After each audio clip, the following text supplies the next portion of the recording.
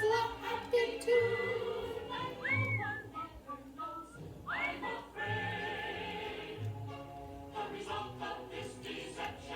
It is very strange to tell.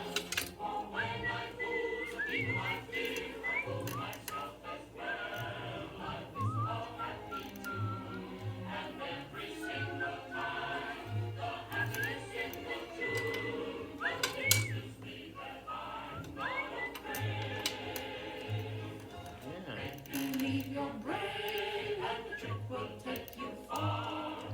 You may be as brave as make believe you are.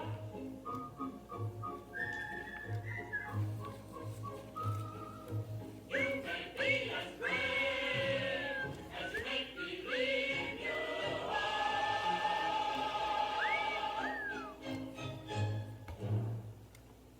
Okay.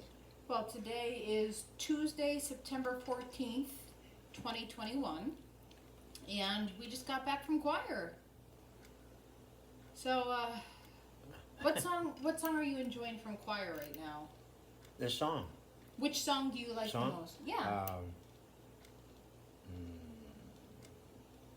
The House I Live In. The House I Live In. That is a beautiful song. That should be the national anthem. Yes, it should. I think. It's a terrible national anthem we have. The military, wartime theme.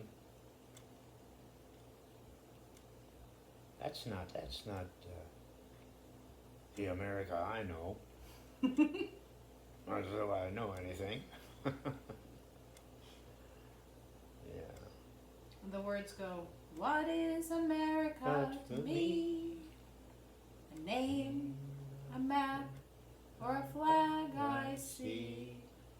A certain word, democracy. What is America to me? The house I live in, a plot of earth, a street. And the people that I meet. Children in the playground, the places that I see. All races and religions. That's America. To me. Huh. That's good. I was looking in our Grampy. Grandfather Remembers book, again, for those There out it there. Isn't that beautiful? And it looks like you put in Oh.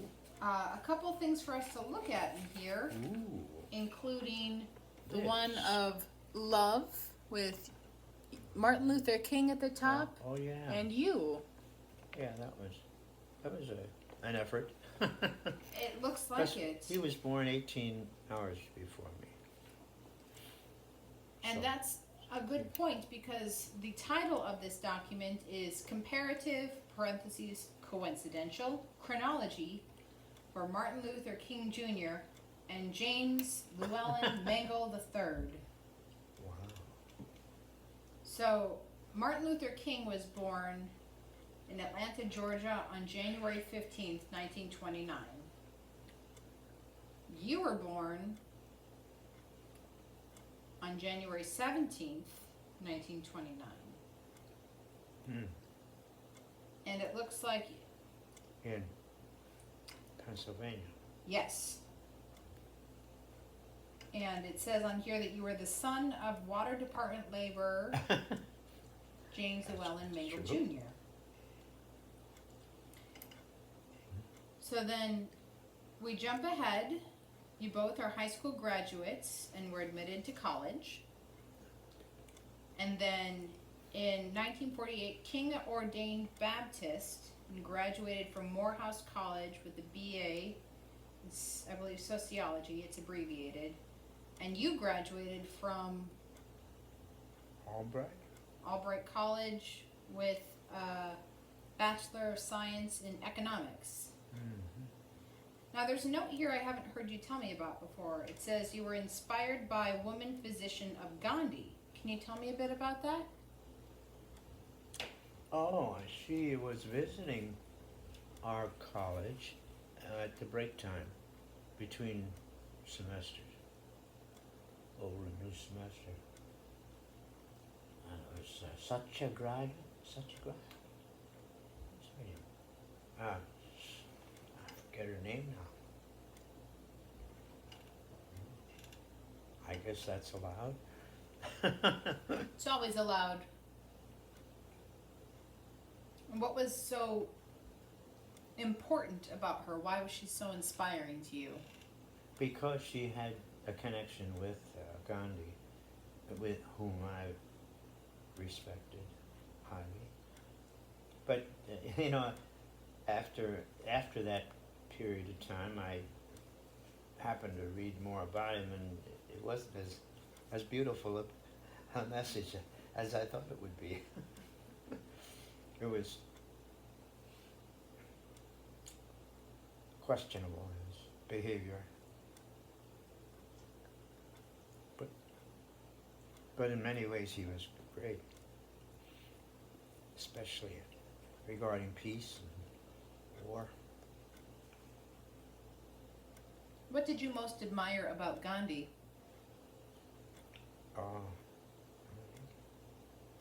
I guess that aspect itself was impressive to me.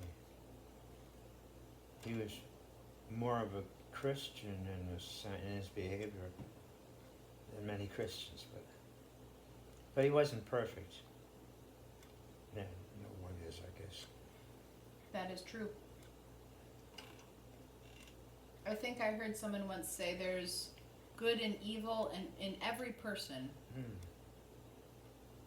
And it's the choices we make along the way that will elevate or diminish the good or evil in us. The next note in here, it says that you went to the U.S. Air Force for flight training. Now, I know we've talked about this a bit before, but we haven't recorded it. Can you share your memories from your time in the Air Force? Well, I never really wanted to join the military, but the month I graduated from college, we were subject to the draft. So I joined the National Guard with my brother and cousin, who were already in. And then as soon as I joined, then I thought, well, I might as well try to become a pilot then, because everybody looks up to the pilot. And that was attractive. But I lasted about 3 months, I think, something like that. And the instructor said, I'm going to recommend you for elimination. And what was the reason for the recommendation? Well, he said the poor landings, other minuses, a lot of mistakes I made in flight, and in the future I realized, well, he was correct in doing that. Or he said you're apt to kill both of us, you know. That's reassuring. So he said, I'll eliminate you. Which I later understood. But that's not an easy thing to hear. No, it wasn't. It was very troubling. Would you say it was life-changing for you? Like what? Was it life-changing for you? Yeah, it was. And I didn't realize what my problem was. It was really narcolepsy. It was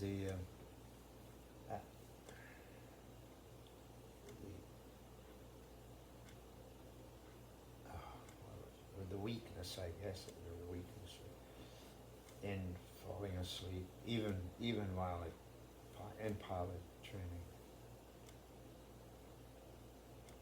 And I should have gotten that message before, but I never did. And I didn't get it then until much later. It was only after marriage it was diagnosed. And narcolepsy is something that you've had to deal with all of your life? Yeah. If you could It's say, a good excuse. well, if you could say something to a person who maybe doesn't know that they have narcolepsy, or if you were to give advice to your younger self, Mm-hmm. what advice would that be?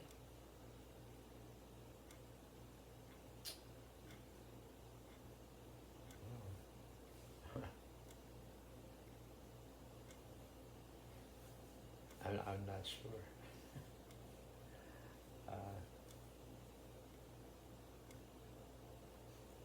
Would be something like pay more attention to the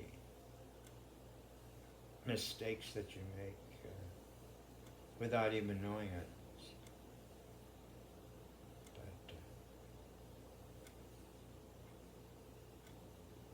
But it becomes very evident when in practice. Landings are particularly difficult in flying. And do you feel narcolepsy played a role Yeah, in that? I think so, yeah. Which I didn't know I had it at the time, but later in life, I learned that I had it, and it's a strange condition, but it does have some positive aspects to it. Interesting. I would say whenever you've shared stories with me, for the benefit of sharing these memories, that narcolepsy has been a big part of the stories that you've shared, but it's not something to be ashamed of. It's something that has helped make you the person you are today, and to fight for the things that you believe in, Yeah. because you have an understanding of something. Your disability has given you an ability to do more than you could without it. Mm-hmm. And that's not always easy. No. After the 1950s, when you joined the Air Force, the next piece on the timeline is in 1952, and it says, Jim takes freighter to West Africa as lay missionary printer. And I know we've talked a little bit about your time in Africa, but did you want to share some of your memories from that time traveling over there in 1952?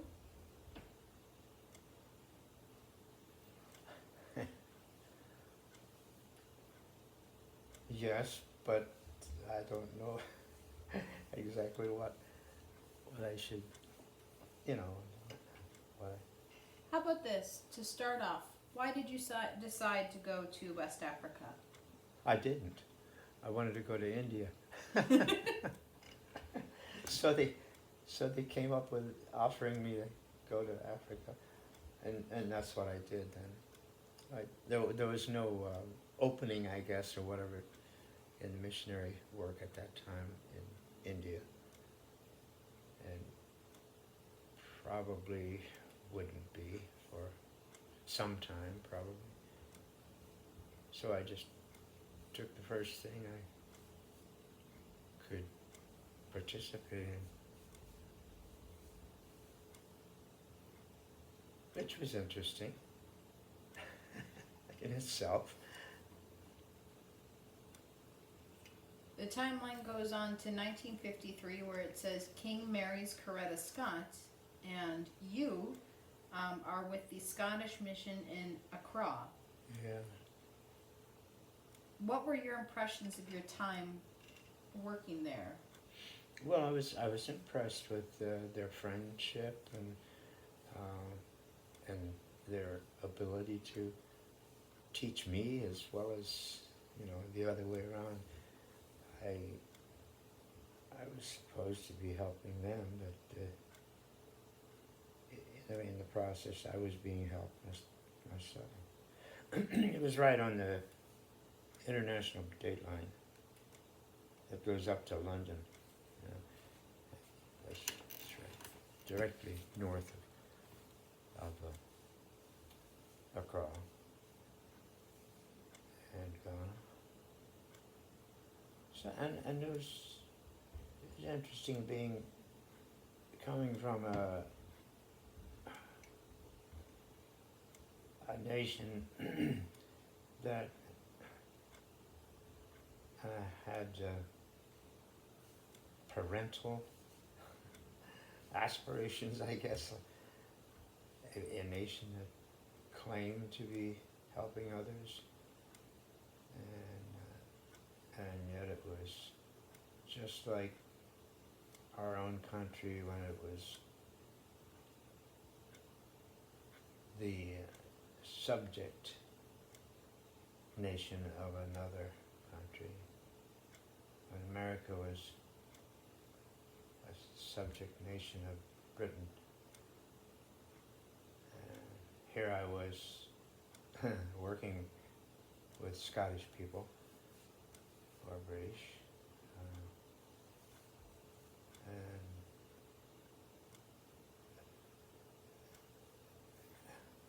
I don't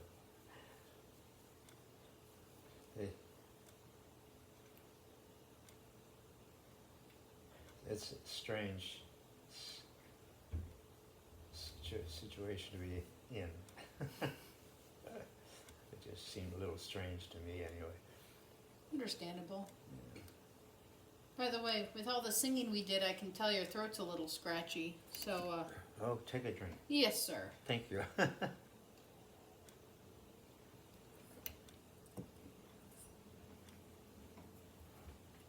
That's good. I think sometimes when we go down to choir and we're walking back to the room, I enjoy listening to you whistle, and I imagine that you did that a lot in your travels where you would sing or whistle. I do it without thinking. It's strange. I don't know. And maybe it's part of that song, whistle a happy tune. I mean, I never thought much about it, but it fits that description, I think.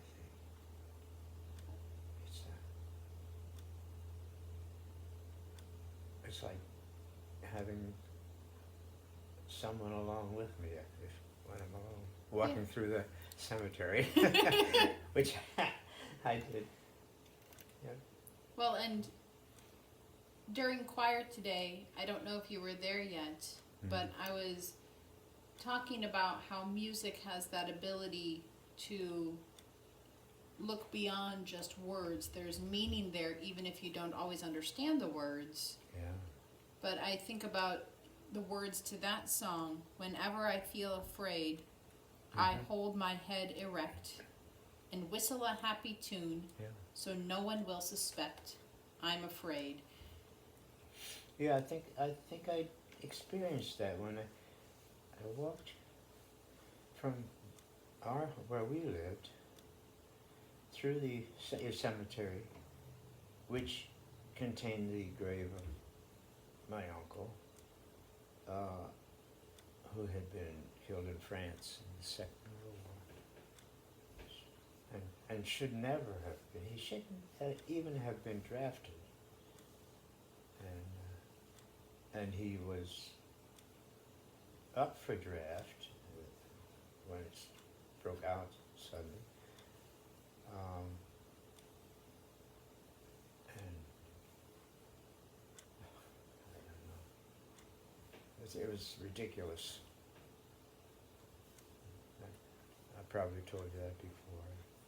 It's good to have it for the memories of the videos, because one thing that I've learned is having memories that we can go back and watch later we can pay attention to little details that maybe we miss in the moment. Yeah. Yeah. Strange. As we go along the timeline here, in 1954, King is pastor at Dexter Avenue Baptist Church in Montgomery, Alabama. And then in 1955, King receives doctorate in systematic theology from Boston University, and he leads the Montgomery bus boycott for 381 days. During that time, it says, you study literacy. And then in 1956, you graduated from Rochester Institute of Technology with a BS in printing, and you worked for 2 St. Louis Christian publishers. And then we move ahead into 1957, and you actually meet Dr. Martin Luther King Jr., and he's speaking at the National Council of Churches of Christ General Assembly in St. Louis, and the King is founder and president of the Southern Christian Leadership Conference, the SCLC, and appears on the cover of Time magazine. Can you describe what it was like to meet Well, Dr. Martin Luther it King? was kind of simple. I just sat near the front, and I was very interested in what was going on and what he was talking about. Where was he speaking? It was a big church in St. Louis. I think it was a Methodist church, as I recall. And so I sat near the front, and as I used to do often in college classes, when I knew I might fall asleep, and I tried to train myself to listen carefully and take notes. So right after he was finished, and I was right up front on the right side of the audience, and I went right up after he spoke, and so I knew people would want to, other people would want to see him too. So I did get in the front of the line, and it was very brief meeting him. And when I shook his hand, it was very, very light shake. He didn't squeeze at all, which I was always taught to squeeze, be strong and so. But he didn't squeeze it at all, and it was such a surprise.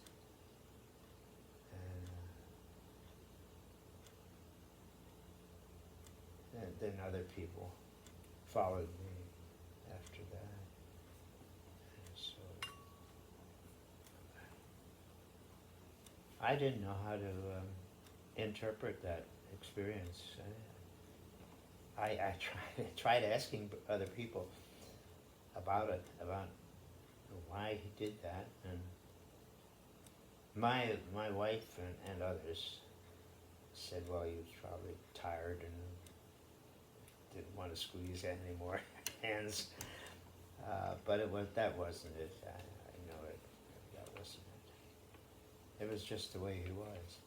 I think he was just so gentle and lacking in anything destructive or strong or whatever. He was just very impressive,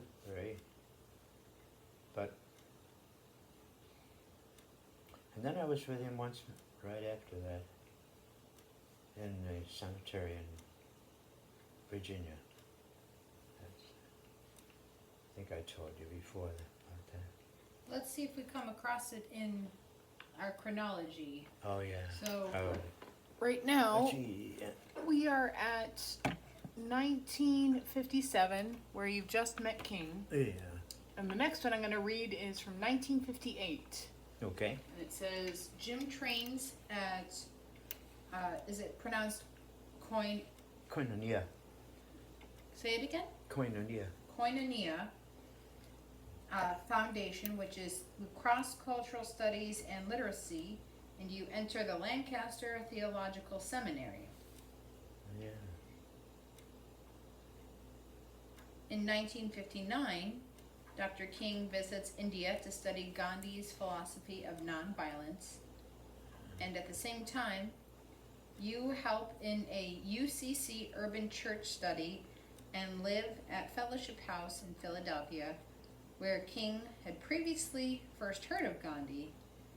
You, says, Jim, a prayer vigil participant at a biological weapons site. I was in Maryland. That site, and which still exists, I believe, and is for some reason still very active in what it does. Frederick, Maryland. It does. Maybe it doesn't say that. It doesn't specify on I think here. it was Frederick. Frederick. Doesn't sound right to me now. Let me help you readjust a little bit. But he, yeah. Lift up your legs. I'm I going to put just- this under your oh, knees. Yeah, that's a good idea. And let's do that and that. And we'll try this here now. Yeah. Does that feel okay? Yeah, sure. Just got to try and get that swelling Anything. down to. Yeah, it's a good thing, and it's moved up. Yeah? And it goes all the way up to my hips now. I know you started eating a peach. Yeah, I did. Right Would- here. Here it is. Thank you. You're welcome. You gave it to me. It's one of those beautiful peaches from the summertime that you can still enjoy. Wow. Yeah.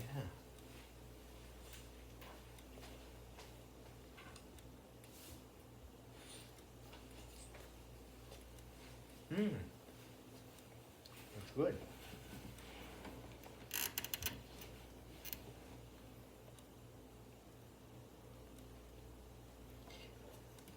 So in in your memories from this time, when you are referring to the prayer vigil participants, is that when you joined the Baltimore Four? Was that event, or was it a different event? A different event, and not. How can I don't know exactly. Well, I do. If I stop and think about it, I know how it happened. But it was it was unusual. I'm trying to think how it happened. For some reason, and I think a lot of this in my thinking comes from after a period of time when I realized what happened. My wife was, I don't know exactly how this happened in her life, but she was intent on or addicted to travel. I frankly wasn't. I was not. I had traveled in the military and in the missionary work, and so I didn't.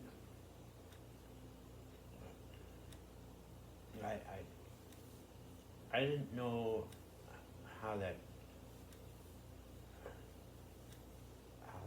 affected my wife and our marriage, but she wanted to travel.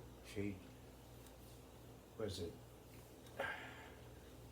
intent upon traveling, and I wasn't. after what I'd been through before. So,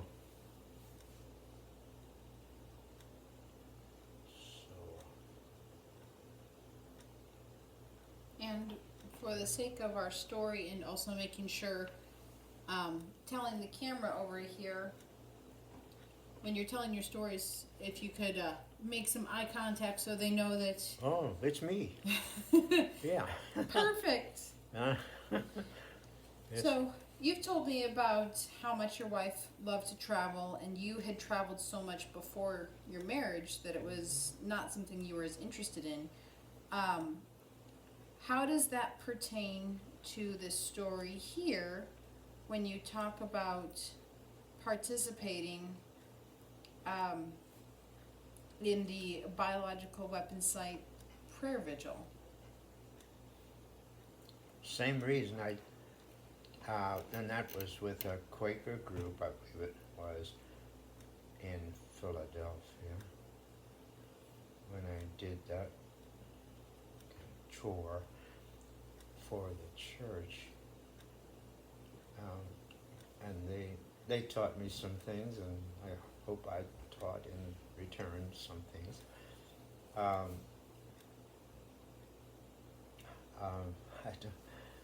don't know what else to say about it except I realized that I was not alone in my attitude toward war and so forth, because other people are busy with that too, and that's refreshing to know that you're not alone. It helps to have that sense of community. Yeah. And even if you're not present with each other, you know that they exist. That's wonderful. And then we go into 1960, where Dr. King is co-pastor of Ebenezer Baptist Church with his father. Mm-hmm. And at that time, you spend your calendar clinical year at Multicultural Church, European American, African American, Japanese American in Cleveland. And it also says that you were a prayer witness participant at Segregated Store. Yeah, I think it was Woolworths, maybe? One of those Department stores? department store, yeah. I don't remember you telling me that story. Can you Yeah, it was- share it? Well, it just happened to be in Cleveland, where I was working in a church, in a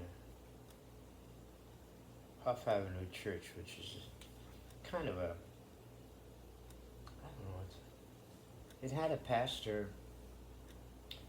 He was from North Dakota. And he ended up there. He was a relatively respected, great preacher, which he was. But he was taking this year, he was going to go for a year from the church in Cleveland to go around the country. I guess he was to take his message to the whole country in other churches. And so I was kind of a substitute, which is common, like they talk about interim churches for seminary students to experience that, have that experience in the parish. So I went to Cleveland to substitute for him, and then he came back, of course, after a year. But in that year I met my wife. She was a member of the church.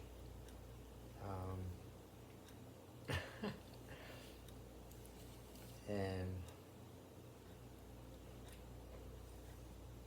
it's for some reason we just clicked together, I guess, or something. got married the next year. It's a perfect transition in our timeline because the next date says 1961. Jim trains in clinical pastoral education at an Oklahoma mental hospital and is exposed to Native Americans suffering from discrimination and drugs. And that, following that, you married Norma May Swingle, RN, on September 9th, 1961. Mm-hmm. That's true.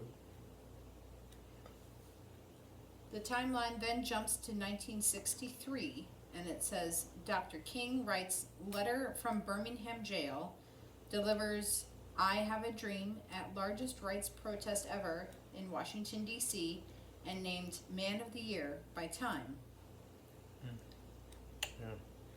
You received your Master of Divinity degree from Lancaster Theological Seminary. You were ordained to United Church of Christ Ministry, and then sailed with your wife and infant son Philip Samuel, born September 9th, 1962, for the Presbyterian mission to 200 abandoned and orphaned Korean children.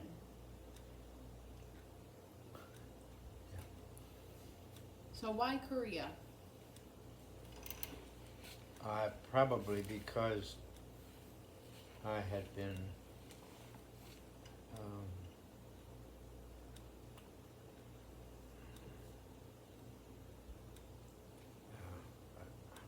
I don't know how to put it other than drafted, in a sense, to go to Korea, which I didn't do. I stayed in this country. We were based in Dover, Delaware, which is exactly east of D.C., Washington, D.C., across the Chesapeake Bay, I think it is.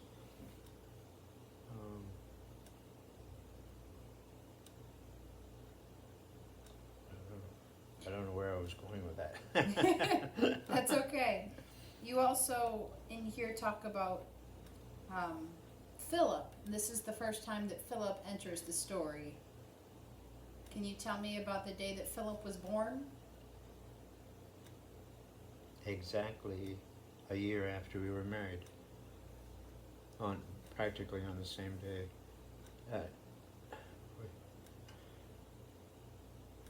We were married on the 9th December, no, September 9th,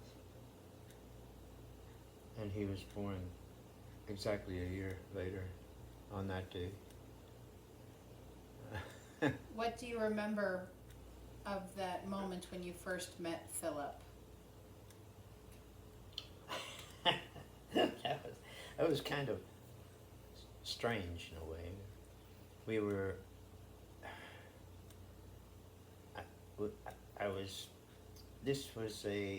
and I hadn't finished seminary yet, but this would have been an interim experience in a parish before graduation. So, and we married just after, we married just after meeting each other in this church in Cleveland, and then Philip was born, just happened to be born on the day that we were married, a year later after marriage. What was it like becoming a father for the first time? Yeah, it was, I guess an immediate answer would be, it kind of makes you grow up a little bit. And I grew up a little bit, but very little bit, I think. She was way ahead of me in every way. She should have been the President of the United States. She was so capable person. Norma? Yeah. And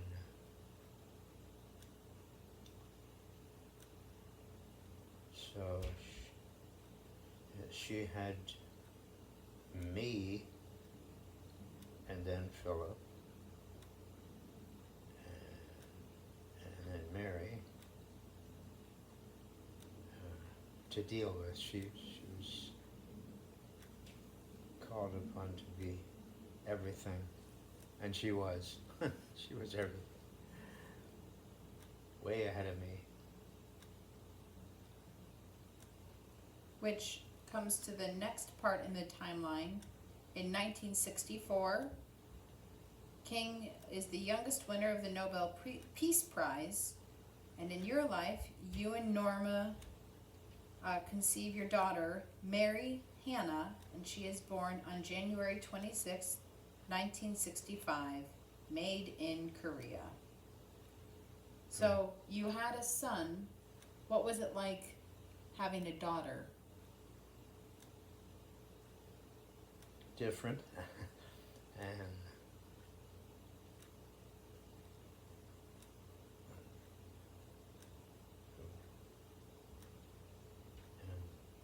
just a totally different experience. But very educational, very helpful. Both ways, I think. If you were to share a memory with each of your children from their childhood, what's one memory that you would share with Philip about when he was a little boy that he spent with you?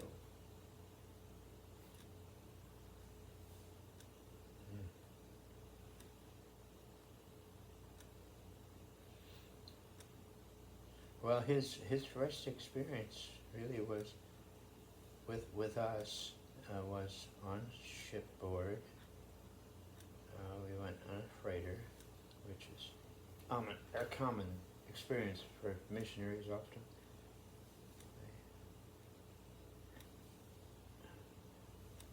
When you travel on a freighter, there's only usually 12 passengers, and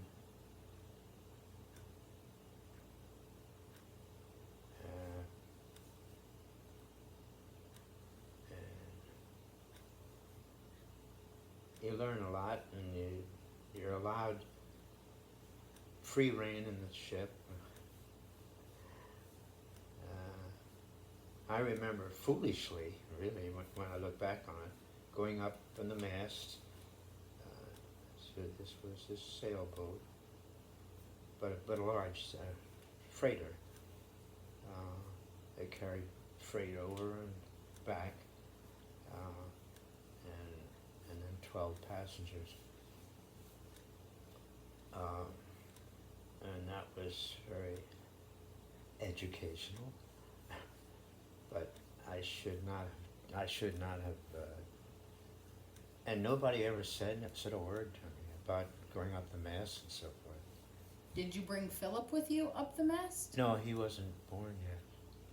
I mean, he was, that's right, he was born, but he was not with me when I went up the mast, which I shouldn't have done, you know. It's ridiculous. When I look back on it, it's ridiculous.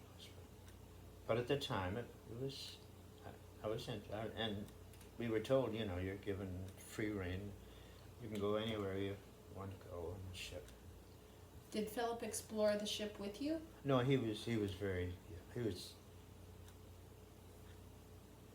would have been 6 months old, I guess. So a baby. Oh yeah, he was, and she was busy with him. So. What's your favorite memory of Philip when he was a little boy? Well, the fact that he was very accepted by the people, Koreans, and they take him off, and we were with a Presbyterian mission, and they were very kind and helpful, and the people, and especially with Philip, because he was kind of magnetic in a sense with them, and did what adults probably wouldn't do, and so forth, and they just got along together, Philip and the natives, and when I look back on it, I think we shouldn't have allowed him to be so freely combined with them in activities and so forth. He was just a magnet for them, and they were for him, I guess. So he learned some of their language before he did much with English. But it's hard for him to recall that. I don't think he's able to actually come up with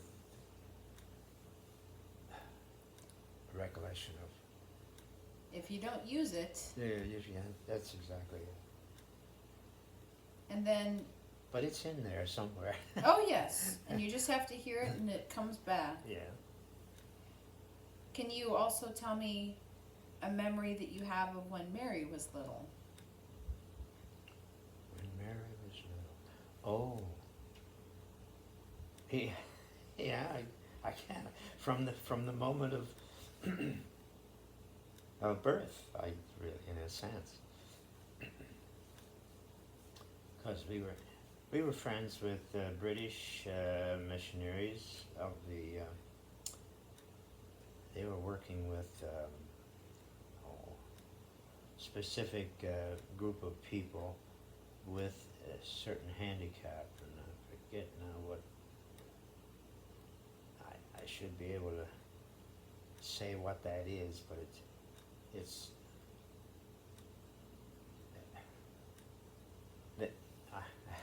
I don't know. I can almost remember the names of the missionaries, but they and then there were British missionaries working with these people with this handicap, and then there was also Canadian missionaries doing a similar work with them.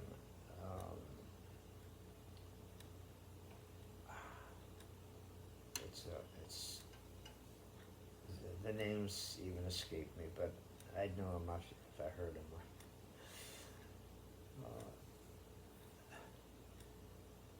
Was this when Mary was born? Yeah, Mary was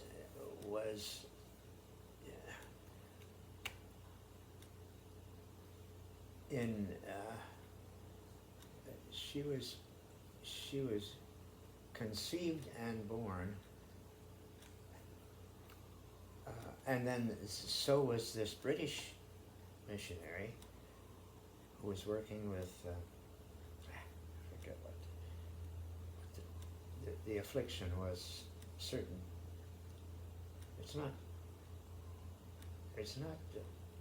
I can't remember the exact affliction, but they were working with that group of people as missionaries of that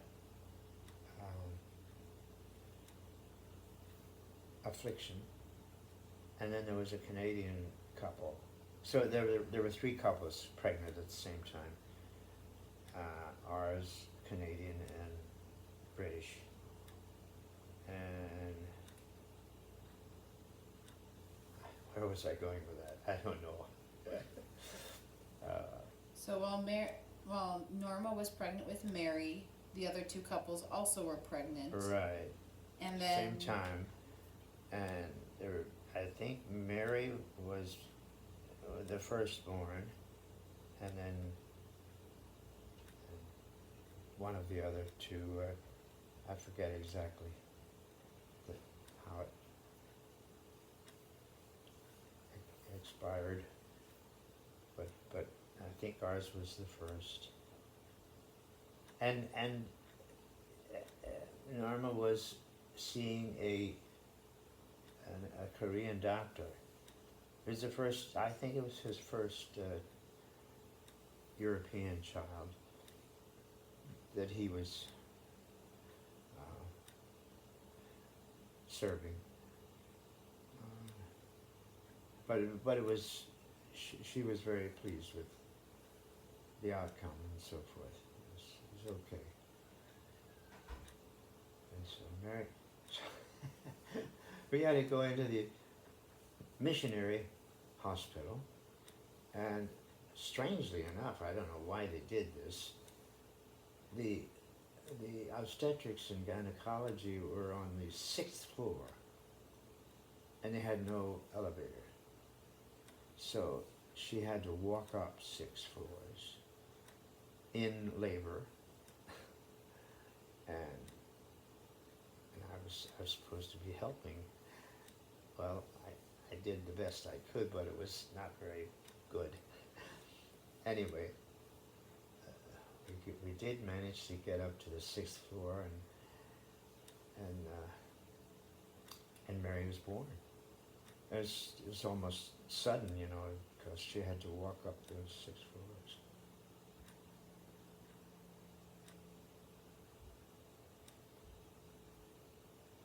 But she survived somehow.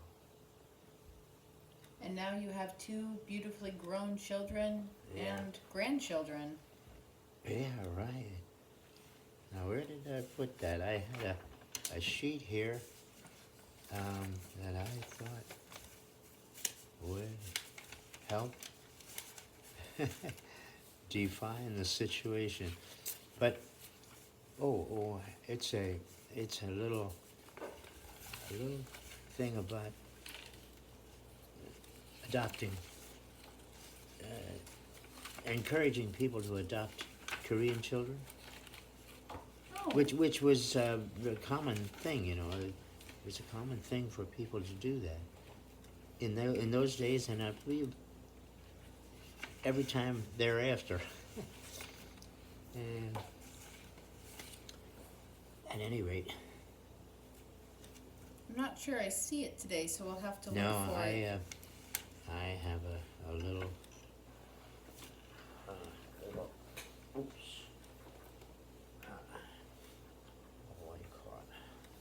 A paper, and encouraging people to adopt Korean. This was a very common thing at the time. A lot of people were adopting Korean children, and maybe other countries too. But we were very aware of this practice, and so I had a little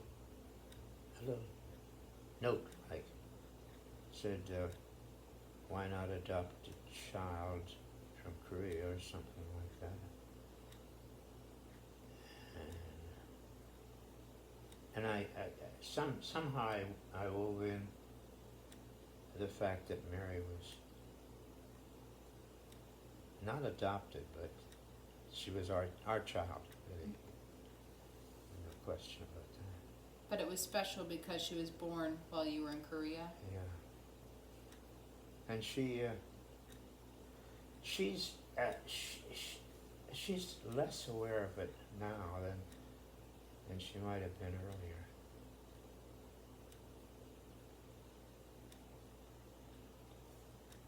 I'm not sure why. I think our memories change over time. Yeah. And how we recollect stories And she came back before she was 1, I guess. She was born in January, and we came back in, I think think the end of that year, same year, 65. Well, and the next thing, we're coming towards the bottom of our timeline between you and Martin Luther King. Yeah. Then the one following Mary's birth is in 1966. It says that Jim becomes resident printer at Koinonia Foundation in Baltimore. Yeah. And then in 1967, after numerous prayer vigils opposing U.S. involvement in Vietnam Civil War, including one with King at Arlington Cemetery and the Great March on the Pentagon on October 20th, 1967, Jim was arrested as one of the Baltimore Four in the first draft board, quote, bleed-in on October 27th, 1967. And then the final timeline that we have on this is in 1968. Dr. King organizes Poor People's Campaign, marches in support of Memphis sanitation workers, delivers mountaintop speech, and then is assassinated on April 4th, 1968. That week, you began your 7-year employment at Afro-American newspapers and the Baltimore Four. The trial is interrupted by the riots. And then you finish by asking, what have I, or we, done lately? And you ask the reader to compile their own chronology with a role model that they respect. So I imagine for those who watch this video, your family, that you'll have to ask them to pick a role model, and maybe that role model is you.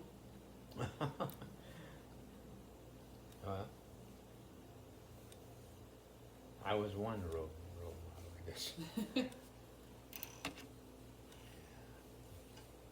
But it's a great chronology to have Yeah. with someone who is a very prominent historical figure of peace, Yeah. especially for how important peace is to you in your life. That's true. Well, and it should be in everybody's, you know, it's,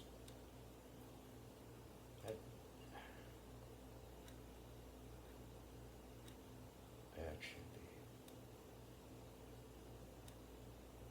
And I think you've picked role models like Martin Luther King, Yeah. like the Pope, and like Fred Rogers, that have a gentle but strong moral character. Yeah. Well, and why shouldn't we? Why shouldn't people do that?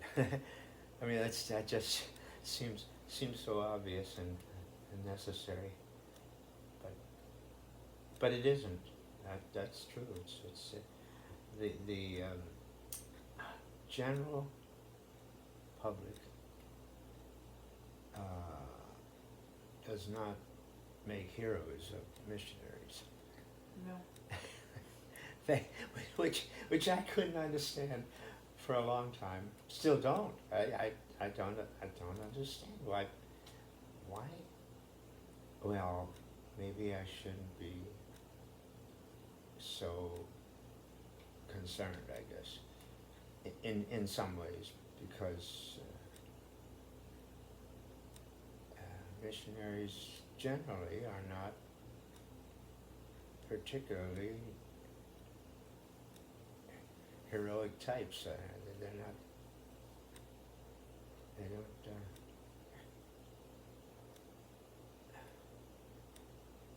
They don't get the attention from the public that the military gets. They don't seek the glory in the same way Yeah. that other roles would. That's sad and unfortunate. But I would imagine in your Christian teachings that it could also relate to the idea in the Bible where God sees what we do both in public and in private and knows. And so while it may not be recognized by your fellow man, He watches over us all the time. how we conduct ourselves and the differences that we make, and gives us opportunities and challenges to share those gifts that we have. One gift that you shared with me that I now enjoy singing with you whenever we are finishing up for the day is Fred Rogers' "It's You I Like." It's not the things you wear, Not the way you do your hair. but it's you I like. Yeah, he was a real role model Mm-hmm. for many people, and should be for all people. I think. Yeah. Do you think we could finish this video by singing that one together? Try. It's you I like. Not the things you wear, not the way you do your hair, but it's you I like. The way you are right now, the way down deep inside you, not the things that hide you, not your toys, they're just beside you. But it's you I like, every part of you, your skin, your eyes, your feelings, whether old or new. I hope that you'll remember, even when you're feeling blue, that it's you I like, it's you yourself. It's you. Who? It's you I like. Amen. Amen. That's true. We'll say goodbye for today. Bye-bye.